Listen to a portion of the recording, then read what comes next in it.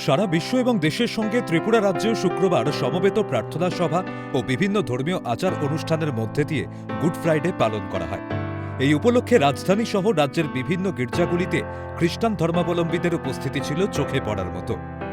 Good ফ্রাইডের দিনে রাজধানী Agartala city public চার্চে সমবেত প্রার্থনা সভায় উপস্থিত আবাল-বৃদ্ধ বনিতা। এই দিনে মানব জাতির পাশে প্রায়শ্চিত্ত ও মুক্তির জন্য যিশুর আত্মত্যাগকে স্মরণ করে প্রার্থনা করেন খ্রিস্ট ধর্মাবলম্বীরা। এই উপলক্ষে এদিন রাজধানীর কৃষ্ণনগরস্থিত আগরতলা সিটি পাবলিক চার্চে বিশেষ প্রার্থনা সভার আয়োজন করা হয়। এই প্রার্থনা সভায় ৮ থেকে ৮০ সকল বয়সের খ্রিস্টান ধর্মাবলম্বীরা যোগদান করেন। গোটা বিশ্বের মানবজাতির সার্বিক মঙ্গল কামনায় প্রার্থনা সভায় সামিল হন তারা।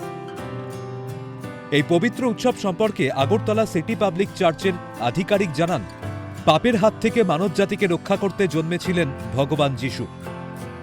ক্রুশবিদ্ধ হয়ে তার মহান বলিদান যিশুর শুভ আবির্ভাবকে সম্পন্ন করে।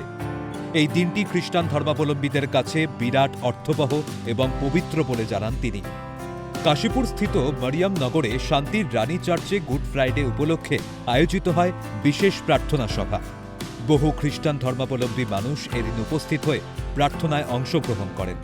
আজকে আমাদের খ্রিস্টীয় ভাই বোনদের জন্য বিশেষ একদিন, কারণ আজ আমাদের বলা হচ্ছে পূর্ণ শুক্রবার। এই পূর্ণ শুক্রবার মানে প্রভু যীশু খ্রিস্ট আমাদের জন্য নিজের জীবন সমর্পণ করলেন, নিজের জীবন ত্যাগ করলেন। সকল মানব জাতির পাপের জন্য প্রভু যীশু খ্রিস্ট ক্রুশদণ্ড তিনি বহন করে স্বর্গের দিকে, বিশেষভাবে কালভারির দিকে ক্রুশদণ্ড তিনি বহন করে এমন একটা যাত্রা করলেন। সেই যাত্রা আমরা আজ স্মরণ করি।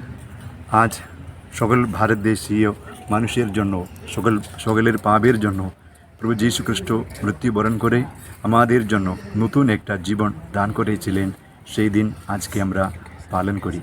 এদিন রাজধানীর অন্যান্য গির্জাগুলিতেও খ্রিস্টান ধর্মাবলম্বীরা উপস্থিত হয়ে বিশেষ প্রার্থনা সভায় যোগদান করেন। রাজ্যের বিভিন্ন স্থানের গির্জাগুলোতেও গুড ফ্রাইডে উপলক্ষে প্রার্থনা সভার আয়োজনের চিত্র ধরা পড়েছে। ত্রিপুরা থেকে দেবাশিস বোসের রিপোর্ট, সিএন ত্রিপুরা।